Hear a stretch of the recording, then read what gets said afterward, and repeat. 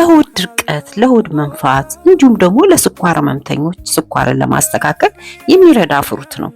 እዚህ ጋር የምታዩት ፕላም እንግዲህ እንደዚህ በፈላ ውሃ በመዘፍዘፍ ልስልስ እንዲልና ለሆድ ድርቀት በጣም ሆድን ለማለስለስ እንዲረዳን ዘፍዝፈን ለ3 ለ4 ደቂቃ ለሰዓት ካቆየን በኋላ ሎሚ ጭምቅ አርጋችሁ ማታ 2 ፕላም እንዲሁም ደግሞ ውሃውን ጁሱን በመጠጣት የሆድ ድርቀትን፣ የሆድ መንፋትን፣ ለዳይጀሽን እንዲሁም ደግሞ ለአጥንት ህመም ራሱ በጣም የሚጠቅም ቫይታሚን ሲን አይረን ያለውና ቫይታሚን ኢን የያዘ በመሆኑ ብዙ ጥቅሞች አሉትና ፕላምን በዚህ ዘዴ ተጠቀሙ።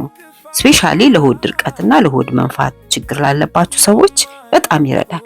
ብዙዎቻችሁ ጠይቃችሁኛልና እስቲ ይሄንን ተጠቀሙ። አያችሁት? መዘፍዘፉ የሚጠቅመው ልስልስ እንዲል ስትመገቡት ጥሩ ጣዕም ይሰጣችኋል። የተባረከ ጊዜ ይሆንልን።